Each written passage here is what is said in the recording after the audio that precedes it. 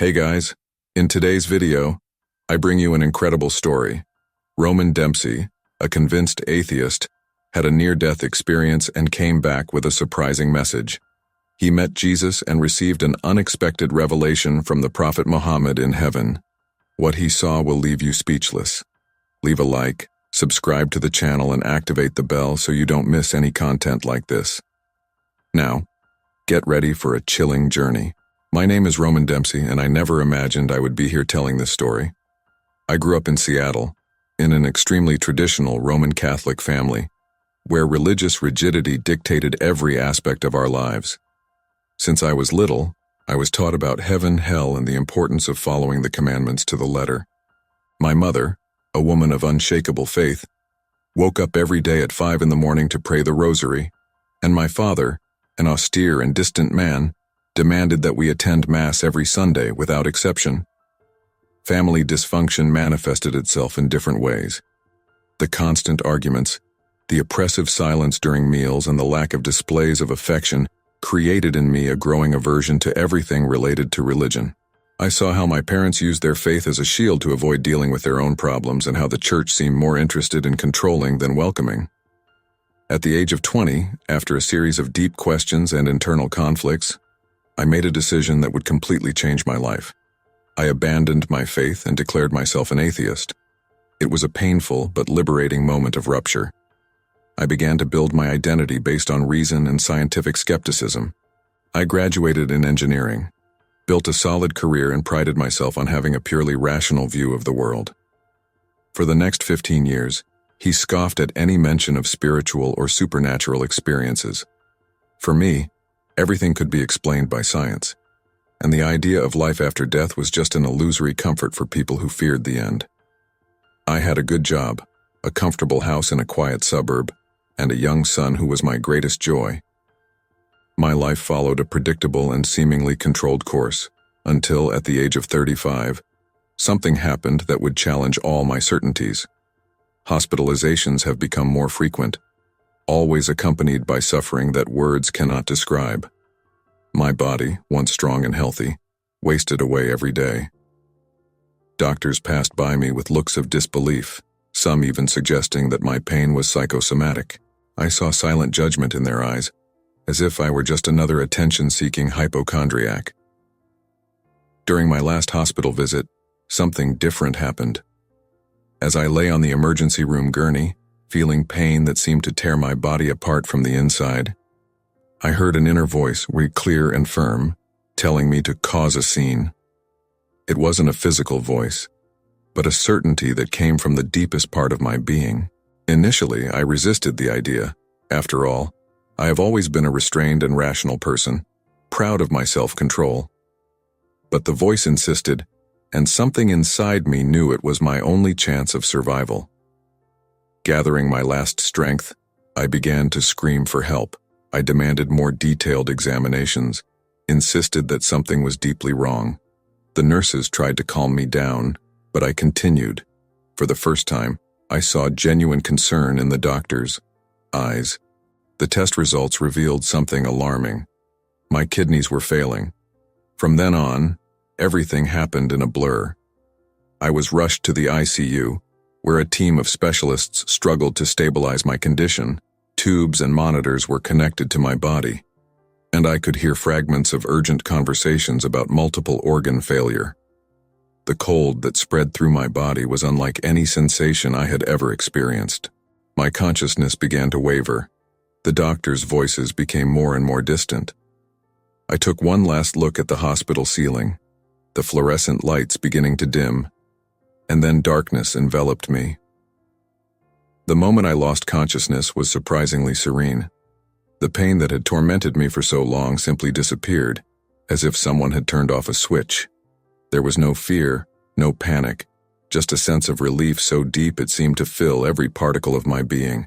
The transition was so smooth that I initially didn't realize anything extraordinary was happening. The first thing I noticed was an inexplicable peace, unlike any feeling I had ever experienced in life. It was as if all the weight he had been carrying, not just physical but emotional and mental, had been lifted instantly. I felt light, completely free from any worry or anxiety that had previously consumed me. I opened my eyes, or at least that was the feeling I had, and found myself in a field of tall grass that stretched as far as the eye could see. The landscape was bathed in a soft golden light that didn't come from a specific source, but seemed to emanate from every element around me. The most fascinating thing was how this light seemed to be alive, pulsing with its own energy that communicated love and acceptance. The colors were more vibrant than anything I had ever seen on Earth. The grass wasn't simply green. Each blade contained thousands of different shades, creating a mesmerizing visual effect. The sky above was not blue, but a kaleidoscope of colors that moved in perfect harmony. A gentle breeze carried an ethereal song, as if the air itself was singing a heavenly melody. The most surprising thing was how I felt. There were no more physical limitations. There was no pain or discomfort. My body, if I could still call it that, seemed to be made of pure light. Every movement was fluid and natural, as if I was finally experiencing my true form of existence. After encountering Jesus, I was taken to a space that seemed to exist outside of time and space. It was like being everywhere and nowhere simultaneously. There I was welcomed by an assembly of beings of light, each radiating a unique frequency of love and wisdom. Among them, I immediately recognized the Archangel Michael, whose presence was majestic and comforting, and Mary, who exuded infinite motherly love. What happened next was beyond any earthly understanding. The review of my life began, but it wasn't like watching a movie. It was like reliving each moment simultaneously, feeling not just my own emotions, but those of everyone involved. I saw my childhood through new eyes, understanding the fear and insecurity that motivated my parents' rigid behavior. I felt their own pain and limitations, understanding how they did the best they could with the emotional tools they had. I experienced every moment I hurt someone, feeling exactly the impact of my words and actions. It was painful, but there was no judgment, just understanding and learning. I saw how small acts of kindness that I did that I thought were insignificant had a profound impact on other people's lives, creating waves of positivity that extended far beyond the initial moment. The review showed how everything was interconnected, how each choice and each action created a complex pattern in the web of existence. I realized that even in the moments when I felt most alone and lost, there was a loving presence guiding me. Each challenge, each difficulty had a greater purpose in my spiritual development. It was an experience of deep humility and gratitude, which showed me how much richer and more meaningful life is than I imagined. The moment with Archangel Michael was particularly transformative.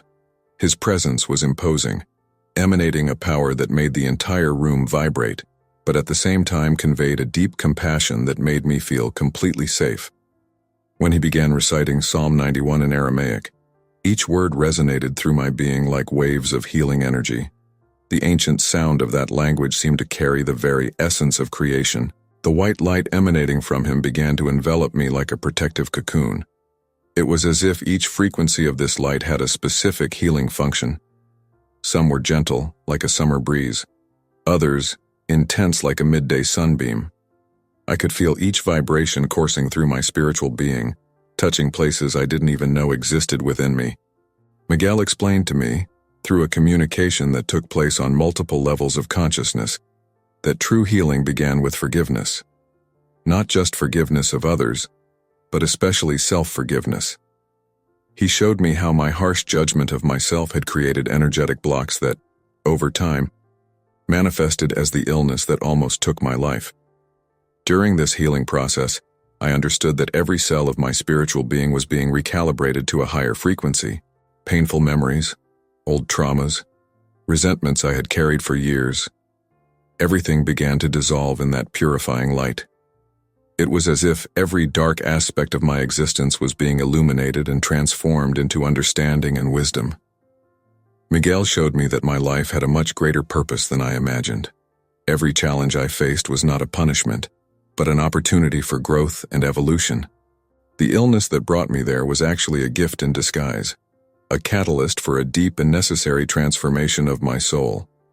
The encounters that followed further expanded my understanding of the nature of existence. Mary approached with a maternal energy that transcended any earthly concept of maternal love. His presence was like a hug that enveloped not just my being, but all of existence. When she smiled, I felt like every mother in the universe was smiling along with her. Tears of pure emotion flowed from my being as she gently explained to me profound truths about the nature of divine love.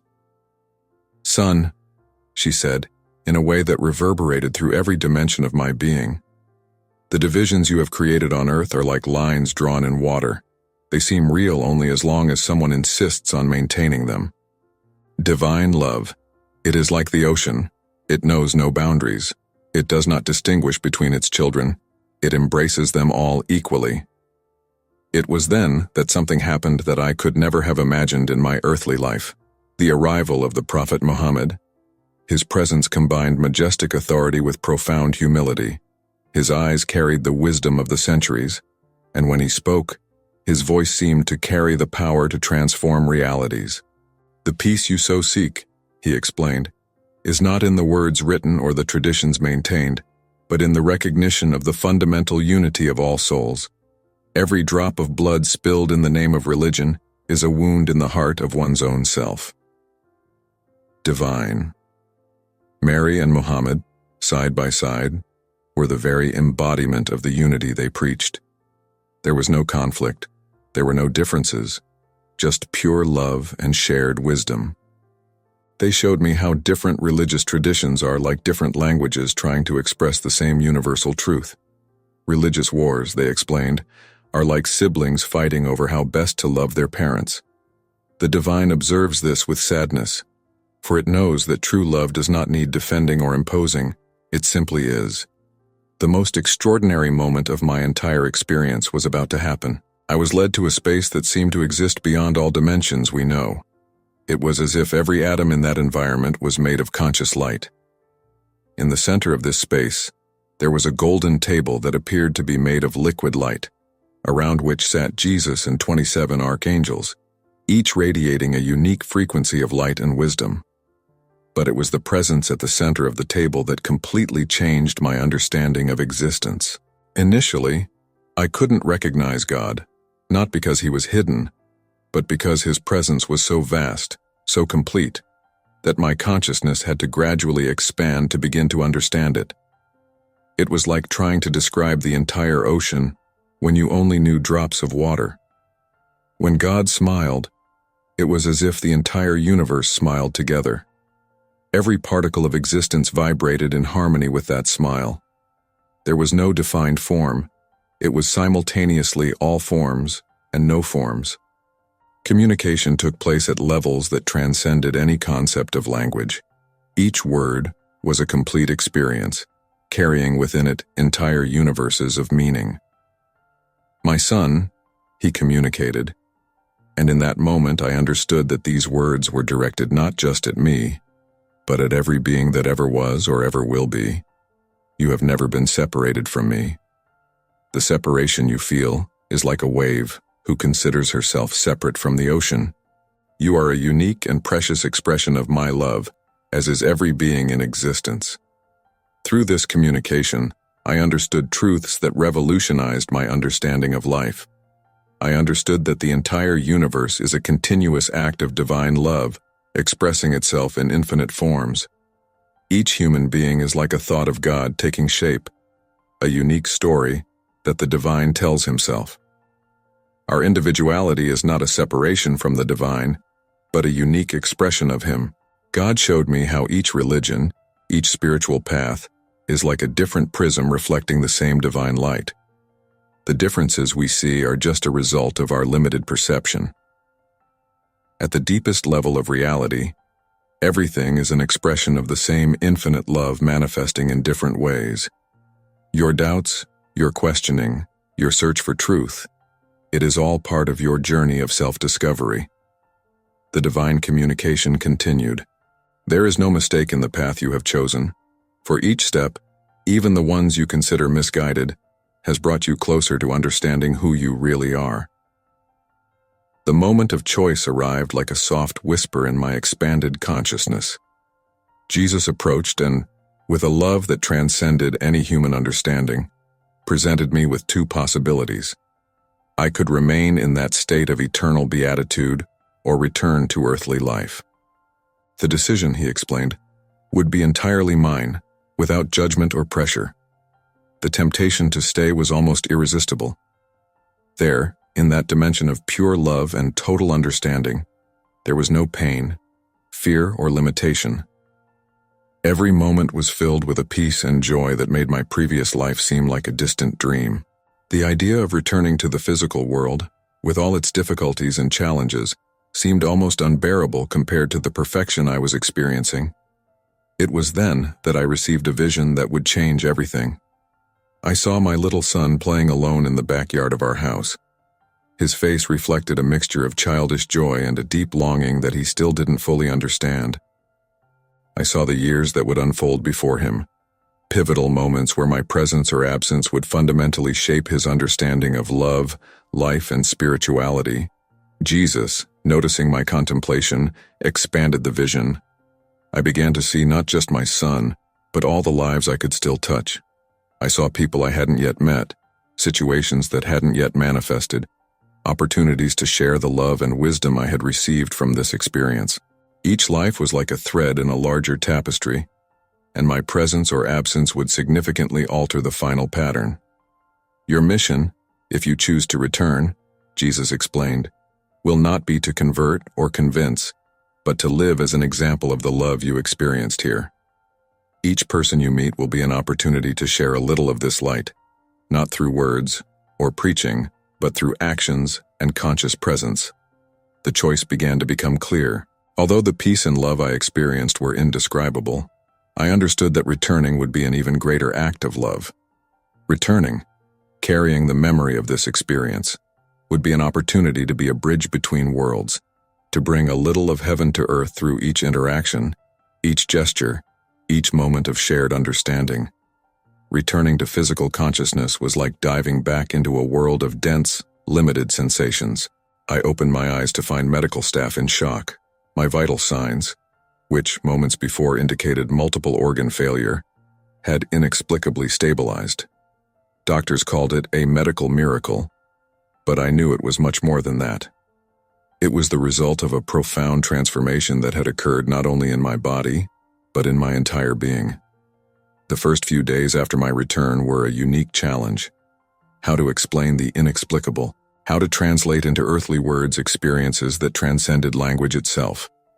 The autoimmune disease that almost killed me went into complete remission, leaving doctors perplexed. But the real healing had happened on a level much deeper than the physical. I realized that I carried with me not just memories, but a different frequency of existence. People started to notice changes in me that went beyond the physical. Some said my eyes were different, more alive, deeper. Others commented on a peace that seemed to emanate from my presence. I had returned not just with a story to tell, but with a new way of being in the world. The transformation manifested itself in every aspect of my life. My relationship with my son has deepened in ways I never imagined possible. Where once there was a father concerned with success and material achievement, now there was someone who understood the true value of conscious presence and unconditional love. Every moment with him became sacred, an opportunity to share, not through words but through example, the truths he had experienced. My former skeptical and materialistic view of the world has been replaced by a much deeper and more nuanced understanding of reality. I haven't abandoned reason or science. On the contrary, I've come to see how they are precious parts of a much bigger picture. The spirituality I now live is not based on dogma or rituals, but on a direct experience of the interconnectedness of all existence. The beings I encountered during my experience, Jesus, Mary, Muhammad, the archangels, and above all, the divine presence, are no longer abstract concepts to me. I feel your presence guiding my steps, inspiring my actions, constantly reminding me of the truths I have experienced. Every day is a new opportunity to translate a little of that unconditional love into concrete actions in the world. Today, I live with a clear purpose, to be a channel for the divine love I have experienced. Not through preaching or conversion attempts, but through simple and direct actions that demonstrate that a more loving and unified world is possible. Each person I meet is an opportunity to share a little of the light I have received. Each challenge a chance to demonstrate that love is the most powerful response we have. If you like this beautiful spiritual testimony, leave a like, comment on your impressions, subscribe to the channel, and don't forget to activate the notification bell to watch each new video and help us spread this message to a greater number of people. Until next time.